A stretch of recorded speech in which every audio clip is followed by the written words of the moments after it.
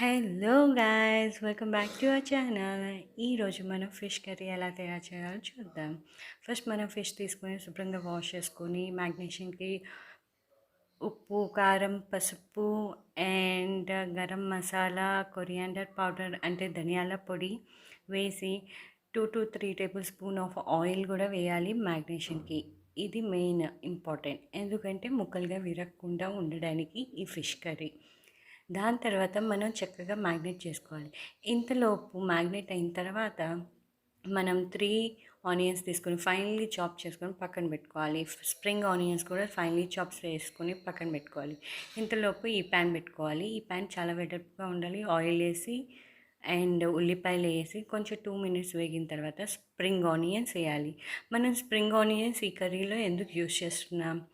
నీసు వాసన రాకుండా ఉండడానికి మనం స్ప్రింగ్ ఆనియన్స్ ఈ కర్రీలో యూస్ చేస్తున్నాం. దాని తర్వాత మూత పెట్టి మగ్గిన దానికి మూత తీసి కొంచెం మళ్ళీ ఫ్రై చేయాలి. ఫ్రై చేసిన తర్వాత ఇది గోల్డెన్ బ్రౌన్ వస్తే చాలు, లైట్ గోల్డెన్ బ్రౌన్ వస్తే చాలు.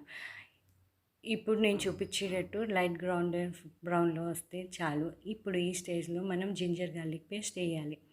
నేను 1 table spoon of ginger garlic paste use చేస్తున్నాను. ఇది పచ్చివాసన పోయేంత వరకు కొంచెం కలపాలి. ఎందుకు అంటే జాగ్రత్తగా కలపాలి. ఈ స్టేజ్లో జింజర్ గార్లిక్ పేస్ట్ అడుగంటే ఛాన్సెస్ ఉంటాయి. సో అడుగంటకుండా మనం చూడాలి. అడుగంటితే ఆ కూర కొంచెం పాడయ్యే ఛాన్సెస్ ఉంటాయి. ఇంతలోపు ఈ మ్యాగ్నేట్ చేసుకున్న ఫిషెస్ని నేను చూపించేటట్టు వెడల్పాటి గిన్నె తీసుకోవాలి. ఫిష్ కర్రీ చేయడానికి ఇలాంటి గిన్నెలు ఉంటాయి. ఈ వెడల్పాటి గిన్నె తీసుకుని నేను చూపించేటట్టు ఇలా ఒకదాని తర్వాత ఒకటి ఇలా అరేంజ్ చేసుకోవాలి, సర్దుకోవాలి. సర్దిన తర్వాత చికెన్ లాగా మనకి ఒకేసారి వేయకూడదు, ఎందుకంటే ఇది ముక్కలుగా విరిగే ఛాన్సెస్ ఉంటాయి. దాని తర్వాత 1/2 గ్లాస్ వాటర్ వేస్తే చాలు, ఇది త్వరగా ఉడికిపోయింది ఫిష్. మనం దాని తర్వాత మూత పెట్టేసి తర్వాత మూత తీసి ఒక హాఫ్ కుక్ అయిన తర్వాత మనం కోకోనట్ పేస్ట్ వేయాలి. డ్రై కోకోనట్ అయినా పర్లేదు, మనకి అవైలబిలిటీని చూసుకుని మనకి ఏది ఉంటే అది ఆ పేస్ట్ వేసేయాలి.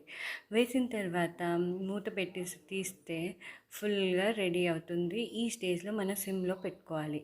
అప్పుడు ఆయిల్ పైకి తేలిన తర్వాత మనం కొత్తిమీర వేసుకొని అండ్ ఫైనల్ టచ్ కొత్తిమీర వేస్తే అయిపోయింది. చూడండి ఎంత బాగా వచ్చిందో. Thank you for watching this video. Please like, share, subscribe. ఈ కర్రీ అసలు నీసు వాసన రాదు, ఎందుకంటే మనం స్ప్రింగ్ ఆనియన్స్ యూస్ చేసాం కాబట్టి. Thank you.